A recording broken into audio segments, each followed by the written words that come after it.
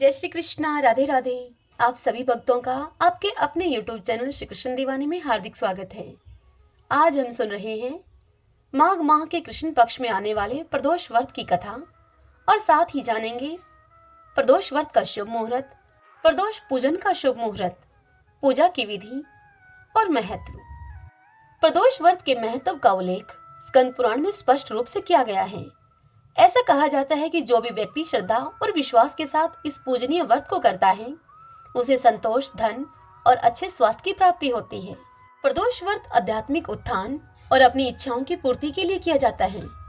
हिंदू धर्म ग्रंथों में प्रदोष व्रत की बहुत सराहना की गई है। भगवान शिव के अनुयायियों के द्वारा इसे बहुत पवित्र माना जाता है। फरवरी 2024 का पहला प्रदोष व्रत माघ माह के कृष्ण पक्ष की त्रयोदशी तिथि को है। यह व्रत बुधवार को होने के कारण बुध प्रदोष व्रत है। आपको जानना चाहिए कि हर माह के कृष्ण पक्ष और शुक्ल पक्ष की त्रयोदशी तिथि को प्रदोष व्रत होता है। जिस दिन प्रदोष व्रत होता है उस दिन का नाम प्रदोष व्रत के आगे जुड़ जाता है।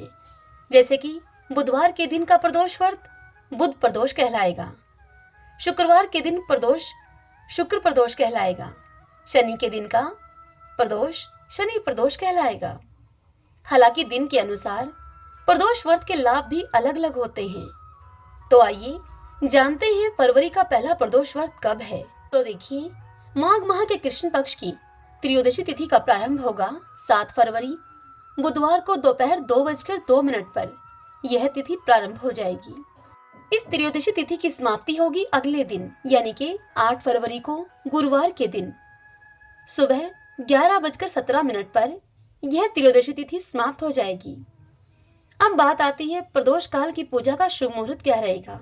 प्रदोष व्रत की पूजा के मुहूर्त के आधार पर फरवरी का पहला प्रदोष व्रत 7 फरवरी दिन बुधवार को रखा जाएगा और इस दिन पूजा का शुभ मुहूर्त रहेगा शाम को 6:05 से रात के 8:41 तक। शिव पूजा के लिए आपको 2.5 घंटे से अधिक का समय प्राप्त होगा। इस बार प्रदोष व्रत वज्र योग और पूर्व आषाढ़ा नक्षत्र में रखा जाएगा। प्रदोष व्रत के दिन वज्र योग पूरे दिन रहेगा। 8 फरवरी तड़के 2:53 से सिद्ध योग लग जाएगा। वहीं पूर्व आषाढ़ा नक्षत्र 8 फरवरी को प्रातः 4:37 तक है। उस दिन का ब्रह्म मुहूर्त रहेगा प्रातः 5:22 से 6:14 तक। यह ब्रह्म मुहूर्त का समय है। बुध प्रदोष के दिन विष्णु भगवान का पूजन, अग्नि में हवन और ब्राह्मणों को भोजन आदि कराना चाहिए। इसके पश्चात स्वयं भी दही से युक्त अन्न का भोजन करें। बुध प्रदोष व्रत को करने से शिव जी एवं भगवान विष्णु की कृपा से समस्त सुखों की प्राप्ति होती है। बुध व्रत में इस कथा को पढ़ने अथवा सुनने से समस्त पापों का नाश हो जाता है। तो आइए अब हम बुध प्रदोष व्रत की कथा का श्रवण करें। सभी बोलिए विष्णु भगवान की जय, भगवान शंकर माता पार्वती की जय।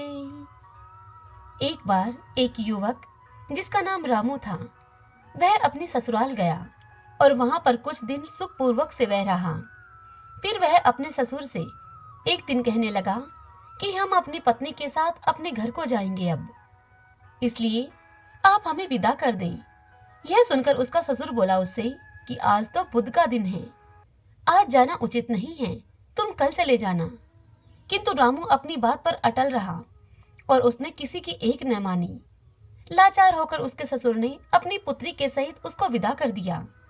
किंतु अब उसे चिंता लगी रही कि कहीं कोई कुछ रास्ते में उनके साथ अनिष्ट न हो जाए।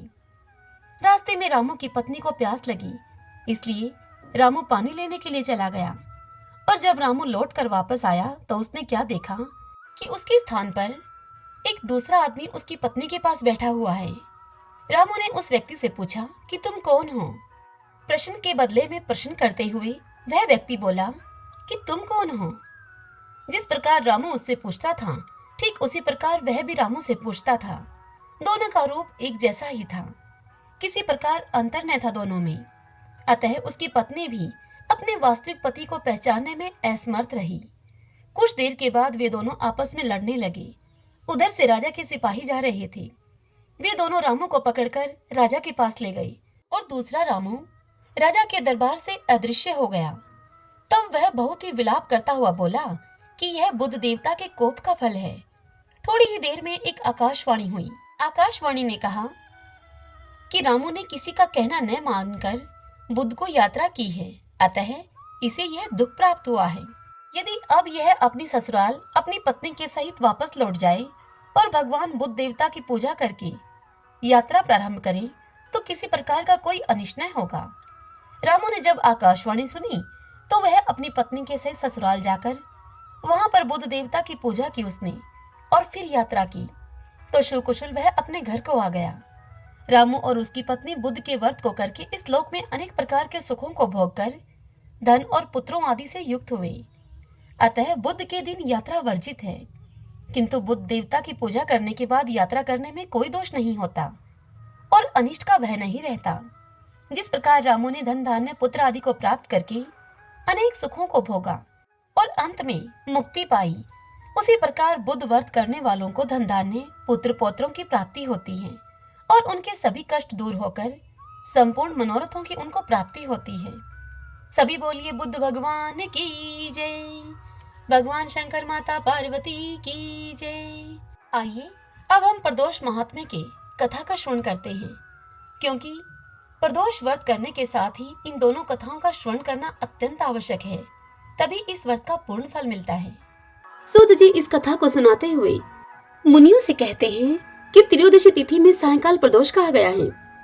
प्रदोष के समय महादेव जी कैलाश पर्वत के रजत भवन में नृत्य करते हैं और देवता उनके गुणों का सत्वन करते हैं। इसलिए धर्म अर्थ काम और मोक्ष की इच्छा रखने वाले पुरुषों को प्रदोष में नियम पूर्वक भगवान शिव की पूजा, होम, कथा और उनका गुणगान करना चाहिए। वृद्धता के तिमिर से अंधे और भवसागर में डूबे हुए संसार भय से भीर मनुष्यों के लिए यह प्रदोष व्रत पार लगाने वाली एक नौका है। भगवान शिव की पूजा करने से मनुष्य दरिद्रता, मृत्यु दुख और पर्वत के समान भारी ऋण भार को शीघ्र ही दूर करके संपत्तियों से पूजित होता है। विदर्भ देश में सत्यरथ नाम से प्रसिद्ध एक राजा थे, जो कि सब धर्मों में तत्पर, धीर, सुशील और सत्य प्रतीक थे। धर्म पूर्वक पृथ्वी का पालन करते हुए उनका बहुत सा समय सुख पूर्वक बीत गया। तदंतर शाल्व देश के राजाओं ने विदर्भ नगर पर आक्रमण करके उसे चारों ओर से घेर लिया। अपनी पुरी को शत्रुओं से घिरी हुई देखकर विदर्भराज विशाल सेना को साथ में लेकर युद्ध के लिए सामने आए। बल से उन्मत्त हुए शाल्व देशी क्षत्रियों के साथ राजा का अत्यंत भयंकर युद्ध हुआ। शाल्वों की बहुत बड़ी भारी सेना मारी गई, परंतु अंत में विदर्भराज भी उनके हाथों से मारे गए। मंत्रियों के सहित उस महारथी वीर राजा के मारे जाने पर मरने से बचे हुए सैनिक भाग खड़े हुए। उस समय विदर्भराज सत्यरथ की एक पतिव्रता स्त्री अत्यंत शोकग्रस्त होकर रात के समय राजभवन से निकलकर पश्चिम दिशा की ओर चली गई। वह गर्भवती थी। सवेरा होने पर धीरे धीरे मार्ग से जाती हुई उस साध्वी रानी ने बहुत दूर का रास्ता तय कर लेने के बाद एक स्वच्छ तालाब देखा और वह उस तालाब के किनारे शोभा पाने वाले एक छायादार वृक्ष के नीचे बैठ गई। भाग्यवश उसी निर्जन स्थान में वृक्ष के ही नीचे पतिव्रता रानी ने उत्तम गुणों से युक्त शुभ मुहूर्त में एक पुत्र को जन्म दिया। तत्पश्चात अत्यंत प्यास से व्याकुल होकर वह सुंदर अंगों वाली रानी जलाशय में उतरी। इतने में ही एक बड़े भारी ग्राह ने आकर, ग्राह मगरमच्छ को कहा जाता है, उस ग्राह ने आकर उस रानी को ग्रस लिया, अर्थात उस रानी को खा लिया। वह बालक पैदा होते ही माता पिता से हीन हो गया। तदंतर भूख और प्यास से पीड़ित होने के कारण उस सरोवर के किनारे जोर जोर से रोने लगा। वह नवजात शिशु जब इस प्रकार से कर्दन कर रहा था, उसी समय भाग्यवश वहां एक श्रेष्ठ ब्राह्मणी आ पहुंची। वह भी अपने 1 वर्ष के बालक को गोद में लिए हुए वहां आई थी। ब्राह्मणी निर्धन और विधवा थी, घर घर भीख मांगकर अपना जीवन निर्वाह करती थी। उसका नाम था उमा। उस सती साध्वी ब्राह्मणी ने उस राजकुमार को देखा। उसे अनाथ की भांति कर्दन करते हुए देखकर उसने मन ही मन विचार किया कि यह तो बड़े आश्चर्य की बात दिखाई देती है कि यह नवजात शिशु, जिसकी नाल भी अभी तक नहीं कटी है, इस प्रकार पड़ा हुआ है। इसकी माता कहाँ चली गई? न इसके पिता हैं और न ही कोई बंधु बांधव है। यह दीन अनाथ बालक बिना बिस्तर के भूमि पर सो रहा है। यह चांडाल का पुत्र है या शूद्र का, वैश्य का बालक है या फिर ब्राह्मण का, अथवा यह क्षत्रिय का शिशु है? इसका निश्चय कैसे किया जाए? मैं इस शिशु को उठाकर अपने सगे पुत्र की तरह अवश्य पालन कर सकती हूँ। परंतु यह किस कुल का है, यह न जानने के कारण इसे छूने का साहस नहीं है मुझ में। वह पतिव्रता ब्राह्मणी जब इस प्रकार कह रही थी, तभी उसी समय वहां पर एक सन्यासी महात्मा आ पहुंचे। वे ऐसे जान पड़ते थे मानो साक्षात भगवान शंकर हों। उन श्रेष्ठ भिक्षुक ने उस स्त्री से कहा कि ब्राह्मणी, तुम खेद न करो, हृदय की संशय वृत्ति दूर करके इस बालक की तुम रक्षा करो, इससे तुम्हें शीघ्र ही परम कल्याण की प्राप्ति होगी। इतना कहकर वे दयालु भिक्षु वहां से तुरंत चले गए। उनके जाने के बाद ब्राह्मणी ने विश्वास पूर्वक उस बालक को लेकर अपने घर की ओर प्रस्थान किया। उस राजकुमार का ब्राह्मणी ने अपने बेटे के समान ही पालन पोषण किया। एक चक्रा नामक नगर में उस ब्राह्मणी का घर था। वह भिक्षा के अन्न से ही अपने पुत्र और राजकुमार का पालन करने लगी। ब्राह्मणों ने ब्राह्मणी के तथा राजा के भी पुत्र का संस्कार कर दिया। वे दोनों सर्वत्र सम्मानित होकर दिन दिन अब बढ़ने लगे। समय आने पर उनका उपनयन संस्कार हुआ। अब वे दोनों बालक एक साथ रहकर नियमों का पालन करने लगे। दोनों माता के साथ प्रतिदिन भिक्षा के लिए जाते थे। एक दिन वह ब्राह्मणी उन दोनों बालकों के साथ भीख मांगती हुई दैव योग से देव मंदिर में गई। वहां बड़े बूढ़े ऋषि मुनि वहां रहा करते थे। उन दोनों बालकों को देखकर परम बुद्धिमान शांडिल्य नामक मुनि ने कहा, आहो, दैव का बल बड़ा विचित्र है। कर्मों का उल्लंघन करना किसी भी जीव के लिए अत्यंत कठिन है। देखो ना, ये बालक दूसरी माता की शरण लेकर भिक्षा से जीवन निर्वाह करता है। इस ब्राह्मणी को ही श्रेष्ठ माता के रूप में पाकर ब्राह्मण बालक के साथ ब्राह्मण भाव को प्राप्त हो गया है। शांडिल्य मुनि का यह वचन सुनकर ब्राह्मणी को बड़ा विस्मय हुआ। उसने भरी सभा में मुनि को प्रणाम करके उनसे पूछा, हे ब्राह्मण, एक सन्यासी के कहने पर मैं इस बालक को अपने घर में ले आई हूँ। यद्यपि अभी तक इसके कुल का कुछ पता नहीं लगा मुझे, फिर भी मैं अपने पुत्र की भांति इसका पालन पोषण करती हूँ। आप ज्ञान के नेत्रों से देखते हैं, इसलिए आपसे यह जानना चाहती हूँ मैं कि यह बालक किस कुल में उत्पन्न हुआ है और इसके माता पिता कौन हैं। यह सुनकर वह मुनि उस ब्राह्मणी से बोले, यह विदर्भ देश के राजा का पुत्र है। इतना कहकर मुनि ने उस बालक के पिता के युद्ध में मारे जाने का तथा उसकी माता के ग्रह के द्वारा ग्रस्त होने का सभी समाचार पूर्ण रूप से उस ब्राह्मणी को बतला दिया। यह सुनकर ब्राह्मणी को और भी आश्चर्य हुआ। इसलिए उस ब्राह्मणी ने फिर से प्रश्न किया और कहा कि हे महामुनि, वे राजा संपूर्ण भोगों को छोड़कर युद्ध में क्यों मरे और इस बालक को यह दरिद्रता कैसे प्राप्त हुई। अब दरिद्रता को पूर्णतः नष्ट करके यह बालक राज्य कैसे प्राप्त करेगा। मेरा यह पुत्र भी भिक्षा अन्न से ही जीवन को निर्वाह करता है, अतः इसकी दरिद्रता के निवारण का भी आप कोई उपाय हो तो वह मुझे बताने की कृपा करें। तब शांडिल्य मुनि ने उस ब्राह्मणी से कहा कि इस राजकुमार के पिता विदर्भ राज पूर्व जन्म में पांड्य देश के श्रेष्ठ राजा थे। वे सब धर्मों के ज्ञाता थे और संपूर्ण पृथ्वी का धर्म पूर्वक पालन किया करते थे। एक दिन प्रदोष काल में राजा भगवान शंकर का पूजन कर रहे थे और बड़ी भक्ति से त्रिलोकीनाथ महादेव जी की आराधना में भी संलग्न थे। उसी समय नगर में सब और बड़ा भारी कोलाहल मचा। उस उत्कट शब्द को सुनकर राजा ने बीच में ही भगवान शंकर की पूजा छोड़ दी और नगर में शोभ फैलने की आशंका से राजभवन से बाहर निकल गए। इसी समय राजा का महाबली मंत्री शत्रु को पकड़कर उनके समीप ले आया।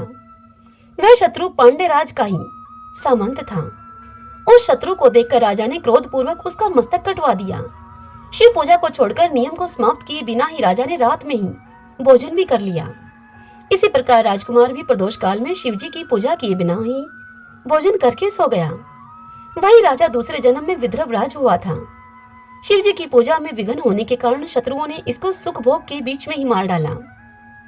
पूर्व जन्म में जो उसका पुत्र था वही इस जन्म में भी हुआ है।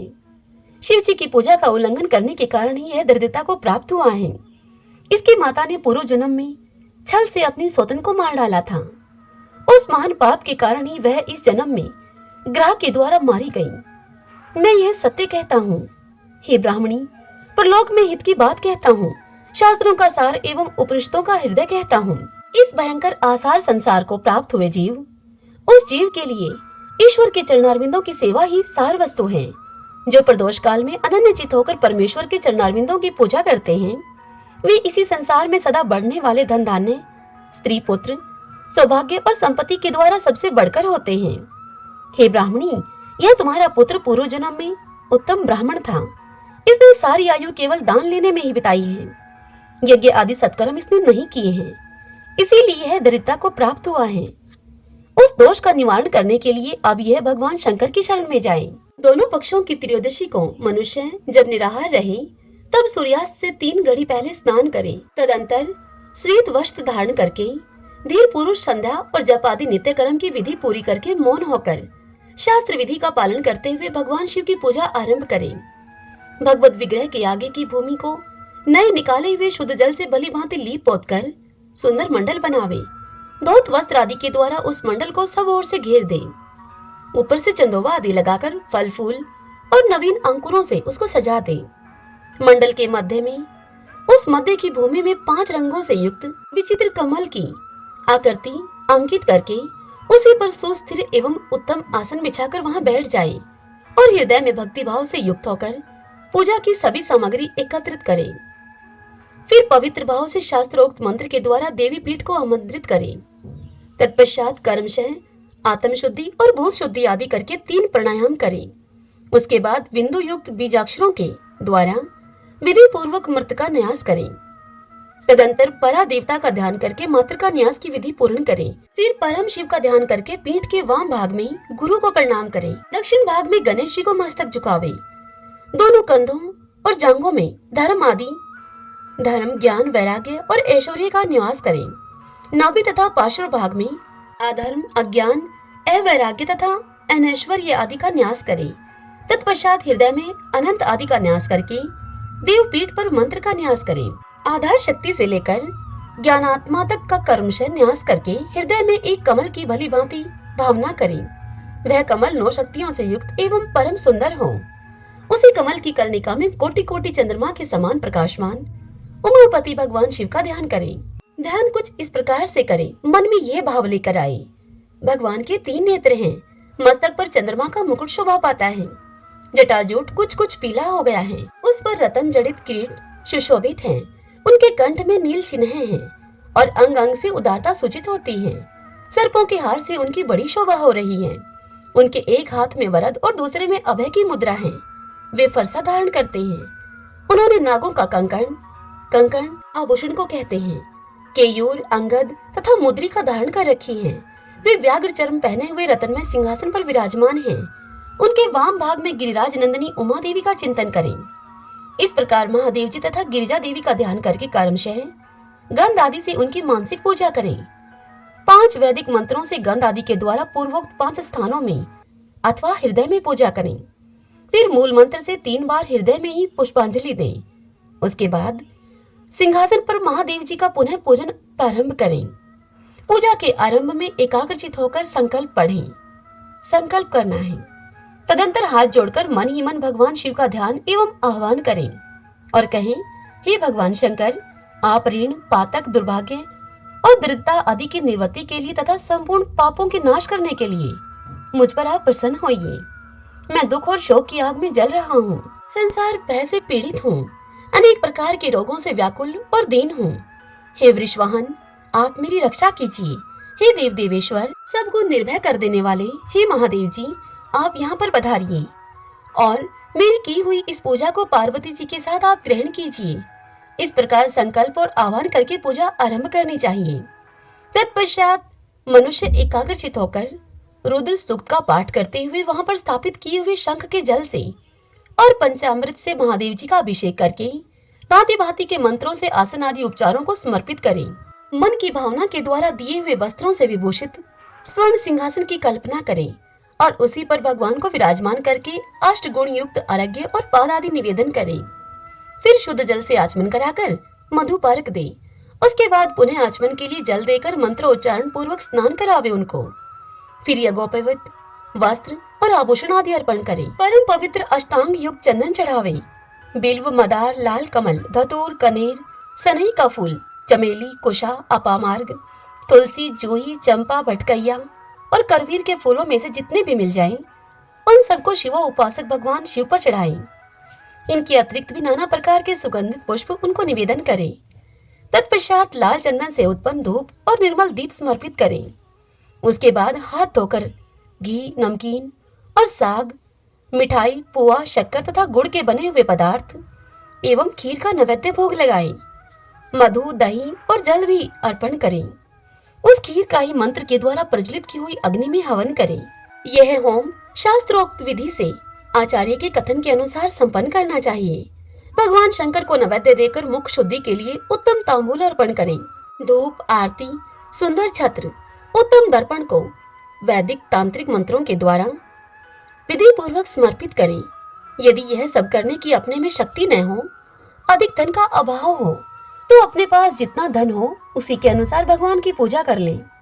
गौरीपति भगवान शंकर भक्ति पूर्वक भेंट किए हुए पुष्प मात्र से भी संतुष्ट हो जाते हैं। तदंतर स्तोत्रों के द्वारा उनकी स्तुति करके भगवान को साष्टांग प्रणाम करें। फिर परिक्रमा करके पूजा समर्पित करने के बाद विधि पूर्वक श्री गिरिजापति की प्रार्थना करें। हे देव, हे जगन्नाथ, आपकी जय हो। सनातन हे शंकर, आपकी जय हो। संपूर्ण देवताओं के हे अधीश्वर, आपकी जय हो। सर्वदेव पूजित, आपकी जय हो। सर्वगुणातीत, आपकी जय हो। सबको वर देने वाले हे प्रभु, आपकी जय हो। नित्य आधार रहित अविनाशी विशंभर, आपकी जय हो। जय हो प्रभु। संपूर्ण विश्व के लिए एकमात्र जानने योग्य हे महेश्वर, आपकी जय हो। नागराज वासुकी को आभूषण के रूप में धारण करने वाले हे प्रभु, आपकी जय हो। हे गौरीपते, आपकी जय हो। हे चंद्रार्ध शेखर शंभो, आपकी जय हो। कोटि सूर्यों के समान तेजस्वी हे शिव, आपकी जय हो। अनंत गुणों के आश्रय, आपकी जय हो। भयंकर नेत्रों वाले हे रुद्र, आपकी जय हो। अचिंतन निरंजन, आपकी जय हो। हे नाथ, हे दया सिंधु, आपकी जय हो। भक्तों की पीड़ा का नाश करने वाले हे प्रभु, आपकी जय हो। दुस्तर संसार सागर से पार उतारने वाले हे परमेश्वर, आपकी जय हो। हे महादेव, मैं संसार के दुखों से पीड़ित एवं खिन्न हूँ, मुझ पर प्रसन्न हो। हे परमेश्वर, समस्त पापों के भय का अपहरण करके आप मेरी रक्षा कीजिए। मैं महान दारिद्र्य के समुद्र में डूबा हुआ हूँ। बड़े बड़े पापों ने मुझे आक्रांत कर लिया है। मैं महान शोकों से नष्ट और बड़े बड़े रोगों से व्याकुल हूँ। सब ओर से ऋण के भार से मैं लदा हुआ हूँ। पाप कर्मों की आग में मैं जल रहा हूँ और ग्रहों से मैं पीड़ित हो रहा हूँ। हे शंकर, आप मुझ पर प्रसन्न होइए। धन मनुष्य इस प्रकार से पूजा के अंत में भगवान गिरिजापति की प्रार्थना करें। धनाढ्य अथवा राजा को इस प्रकार भगवान शंकर की प्रार्थना करनी चाहिए। हे शंकर जी, आपके प्रसाद से मेरे सदा आनंद रहे। मेरे राज्य में लुटेरे न रहें। सब लोग निरापद होकर रहें। पृथ्वी पर अकाल, महामारी आदि के संताप शांत हो जाएं। सबकी खेती धन धान्य से समृद्ध हो। संपूर्ण दिशाओं में सुख का साम्राज्य छा जाए।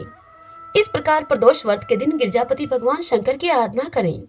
ब्राह्मणों को भोजन कराएं और उन्हें दक्षिणा देकर संतुष्ट करें। इस प्रकार मैंने सब पापों का नाश, सब प्रकार की दरिद्रता का निवारण तथा समस्त मनोवांछित वस्तुओं का दान करने वाले शिव पूजा का तुमसे वर्णन किया। यह शिव की पूजा शिव जी के द्रव्य का हरण करने के पाप को छोड़कर शेष सभी महापातकों और उपपातकों के महान समुदाय का नाश करती है। हे ब्राह्मणी, यदि ये दोनों बालक इसी प्रकार भगवान शंकर का पूजन प्रत्येक प्रदोष के दिन करते रहें, तो वर्ष भर के भीतर ही इन्हें उत्तम सिद्धि की प्राप्ति होगी। सांडिल्य मुनि का यह वचन सुनकर उस ब्राह्मणी ने दोनों बालकों के साथ मुनि के चरणों में प्रणाम किया और फिर इस प्रकार से कहा। ब्राह्मणी ने कहा कि भगवान, आज मैं आपके दर्शन मात्र से कृतार्थ हो गई हूँ। ये दोनों बालक आज से ही आपकी शरण में हैं। हे ब्राह्मण, यह मेरा पुत्र है और इसका नाम सुचिवर्त है, और यह राजकुमार है जिसका नाम मैंने धर्मगुप्त रख दिया है। यह दोनों बालक और मैं, हम तीनों आपके चरणों के दास हैं। इस घोर दारिद्र्य सागर में घिरे हुए हम तीनों का आप उद्धार कीजिए। इस प्रकार शरण में आई हुई उस ब्राह्मणी को अमृत के समान मधुर वचनों के द्वारा आश्वासन देकर मुनि ने उसके दोनों बालकों को भगवान शंकर के आराधन की मंत्र विद्या का उपदेश दिया। तत्पश्चात दोनों बालक और ब्राह्मणी मुनि की आज्ञा लेकर वहां से चले गए। मुनिवर के उपदेश के अनुसार दोनों बालक प्रत्येक प्रदोष व्रत के दिन पार्वती वल्लभ शिव की आराधना करने लगे। इस प्रकार शिव पूजा करते हुए द्विज कुमार और राजकुमार के 4 महीने बड़े सुखपूर्वक बीत गए। एक दिन द्विज कुमार राजकुमार को साथ लिए बिना ही नदी के तट पर स्नान करने के लिए गया और वहां मौज से देर तक वह इधर उधर घूमता रहा। वहां झरने के जल के आघात से खाई की भूमि कट जाने से उसमें गड़ा हुआ एक बड़ा भारी खजाने का कलश चमक रहा था, जिस पर ब्राह्मण कुमार की दृष्टि पड़ी। उस कलश को देखकर वह सहसा हर्ष और कौतूहल में भरकर उस कलश के समीप गया और उसे देवता के प्रसाद से प्राप्त हुआ मानकर सिर पर लेकर अपने घर को वापस आ गया और घर के भीतर उस घड़े को रखकर माता से वह बोला कि माँ, ये भगवान शंकर का प्रसाद तो देखो, उन्होंने दया करके घड़े के रूप में यह खजाना दिखला दिया है। तब उस पतिव्रता ब्राह्मणी ने राजकुमार को बुलाकर कहा कि पुत्रो, इस खजाने के घड़े को तुम दोनों आपस में बराबर बराबर बांट लो। माता ब्राह्मणी की इस बात को सुनकर ब्राह्मण के पुत्र को प्रसन्नता हुई, किंतु राजपुत्र ने उससे कहा कि माँ, ये तुम्हारे ही पुत्र के पुण्य से प्राप्त हुआ है, इसलिए मैं इस खजाने को बांट कर लेना नहीं चाहता हूँ। अपने पुण्य से प्राप्त हुए खजाने का ये स्वयं ही उपभोग करें। वे भगवान शंकर मुझ पर भी कृपा करेंगे।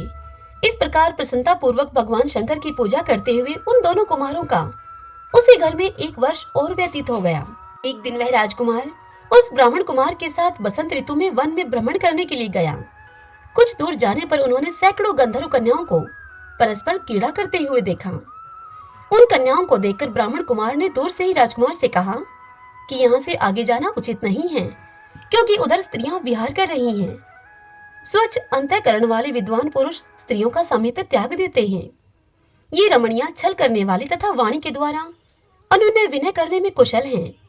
ये पुरुषों को अपनी दृष्टि मात्र से मोहित कर लेती हैं। इसीलिए अपने धर्म में तत्पर ब्रह्मचारी कभी स्त्रियों के समीप जाकर उनके साथ वार्तालाप न करें। ऐसा कहकर ब्राह्मण कुमार वहां से लौट गया और दूर जाकर खड़ा हो गया, किंतु राजकुमार अकेला ही निर्भय होकर स्त्रियों की उस क्रीड़ा स्थली की ओर चला गया। उन गंधर्व कन्याओं में से एक ने राजकुमार को आते हुए देखकर मन ही मन कुछ विचार किया और सखियों से वह बोली कि सहेलियों, यहाँ से थोड़ी ही दूरी पर एक उत्तम वन है, जहाँ विचित्र चंपा, अशोक, पुन्नाग और वकुल आदि वृक्ष खिले हुए हैं।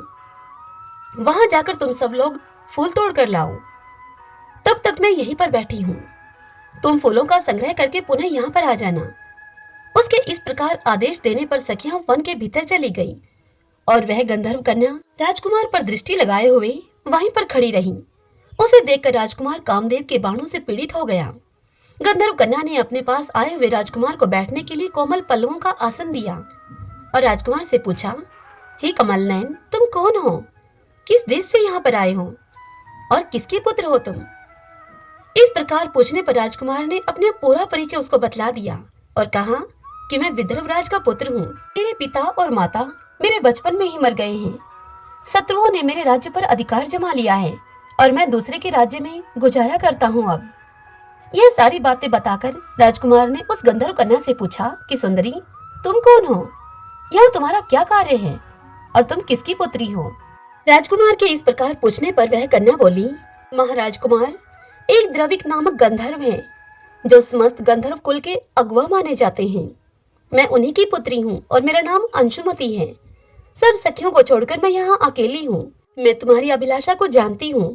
तुम्हारा मन मुझ में आसक्त हो गया है। इसी प्रकार दैव ने मेरे मन में भी तुम्हारे लिए उत्कंठा भर दी है। अब हम दोनों का स्नेह कभी भंग नहीं होना चाहिए। राजकुमार से ऐसा कहकर गंधर्व कुमारी ने शीघ्र ही अपने गले से मोती का हार निकालकर प्रेम पूर्वक राजकुमार को भेंट किया। उस अद्भुत हार को देखकर राजकुमार ने उसे पूछा कि भीरू, मैं एक बात तुमसे कहता हूँ। मैं राज्यहीन और निर्धन हूँ। तुम मेरी प्रिया कैसे होना चाहती हो? मूर्ख स्त्री की भांति पिता की आज्ञा का उल्लंघन करके अपनी इच्छा के अनुसार आचरण क्यों करती हो? यह सुनकर गंधर्व कन्या ने कहा कि हे प्रियतम, आपका कहना ठीक है। मैं पिता की आज्ञा के विरुद्ध नहीं करूंगी। आप इस समय घर को पधारें और परसों प्रातःकाल पुनः यहीं पर दर्शन देना। मुझे आपसे कुछ हमारा कार्य है। इतना कहकर वह गंधर्व कन्या अपनी सखियों के आ जाने से उनके साथ चली गई। तदंतर वह राजकुमार भी हर्षपूर्वक जहाँ पर वह ब्राह्मण कुमार खड़े थे उनके समीप लौट आया। उसने द्विज कुमार से सारी बातें बताई और उसके साथ घर को प्रस्थान किया। वहां पतिव्रता ब्राह्मणी को भी यह शुभ समाचार सुनाकर राजकुमार ने उनको प्रसन्न किया तथा पूर्व निश्चित समय आने पर वह पुनः द्विज पुत्र के साथ वन में गया। नियत स्थान पर पहुंचकर राजकुमार ने देखा कि गंधर्वराज और उनकी कन्या दोनों वहां उपस्थित हैं। गंधर्वराज ने वहां पर आए हुए दोनों कुमारों का अभिनंदन किया और सुंदर आसन पर बिठाकर राजपुत्र से उन्होंने कहा। गंधर्वराज ने राजकुमार से कहा, हे विदर्भ राजकुमार, मैं कल कैलाश पर्वत पर गया था। वहां मैंने पार्वती जी के साथ महादेव जी के दर्शन किए। देवेश्वर भगवान शिव करुणा रूपी अमृत के सागर हैं। उन्होंने मुझे बुलाकर सभी देवताओं के समीप इस प्रकार से कहा, पृथ्वी तल पर धर्मगुप्त नाम से प्रसिद्ध एक राजकुमार है, जो कि इस समय अकिंचन है। उसका राज्य छिन गया है। शत्रुओं ने उसके देश को अपने अधिकार में कर लिया है। अब वह बालक अपने गुरु की आज्ञा से सदा मेरी आराधना में संलग्न रहता है। उसी के प्रभाव से आज उसके समस्त पितृ मेरे स्वरूप को प्राप्त हो गए हैं। हे गंधर्व श्रेष्ठ, तुम भी उस राजकुमार की सहायता करो। अब वह शत्रुओं को मारकर अपने राज्य सिंहासन पर आसीन हो जाएगा। महादेव जी के इस प्रकार आज्ञा देने पर, हे राजकुमार, मैं अपने घर को आया। यहाँ इस मेरी कन्या ने भी तुम्हारे लिए बहुत प्रार्थना की मुझसे। यह सब परम दयालु भगवान शिव की प्रेरणा से हो रहा है। ऐसा समझकर मैं इस कन्या को साथ में लेकर यहाँ आया हूँ। इसलिए अपनी पुत्री अंशुमति को मैं तुम्हें पत्नी के रूप में देता हूँ और भगवान शिव जी की आज्ञा से शत्रुओं को मारकर तुम्हें तुम्हारे राज्य पर बिठाऊंगा। अपने उस नगर में तुम अपनी इस धर्म पत्नी के साथ 10,000 वर्षों तक मनोवांछित सुख को भोग कर अंत में भगवान शिव के लोक में जाओगे और वहां भी मेरी यह कन्या तुम्हारी ही सेवा में प्रस्तुत रहेगी। इस प्रकार कहकर गंधर्वराज ने उसी वन में राजकुमार के साथ अपनी पुत्री का विवाह कर दिया और दहेज में परम उज्जवल रतन भार भेंट किए उनको। चंद्रमा के समान चमकीली चूड़ामणि तथा दमकते हुए मोतियों के मनोहर हार दिए, दिव्य आभूषण, वस्त्र, स्वर्ण के बने हुए बहुत से सामान, 10,000 हाथी, 1,00,000 नीले घोड़े और हजारों सोने के बड़े बड़े रथ प्रदान किए। अंत में एक दिव्य रथ, इंद्र के धनुष के समान विशाल धनुष, शस्त्रों अस्त्र शस्त्र, अक्षय बाणों से भरे हुए 2 तरकश, अभेद स्वर्ण में कवच तथा शत्रुओं का संहार करने वाली शक्ति समर्पित की। अपनी पुत्री की सेवा के लिए गंधर्वराज ने प्रसन्नचित होकर 5,000 दासियां दी। इतना ही नहीं, राजकुमार की सहायता के लिए उन्होंने अत्यंत उग्र गंधर्वों की चतुरंगिनी सेना भी भेंट की। इस प्रकार परम उत्तम संपत्ति को पाकर राजकुमार अपनी मनोवांछित पत्नी के साथ बहुत प्रसन्न हुए। पुत्री का विवाह कराकर गंधर्वराज स्वर्गलोक में चले गए।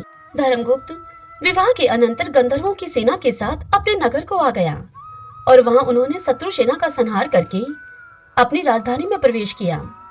तत्पश्चात श्रेष्ठ ब्राह्मणों और मंत्रियों ने मिलकर राजकुमार का अभिषेक किया और वे रत्न में सिंहासन पर आरूढ़ होकर एकंटक राज्य का उपभोग करने लगे।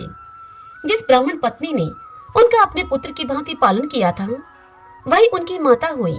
वह द्विज कुमार ही भाई हुआ और गंधर्व राजपुत्री अंशुमति महारानी के पद पर प्रतिष्ठित हुई।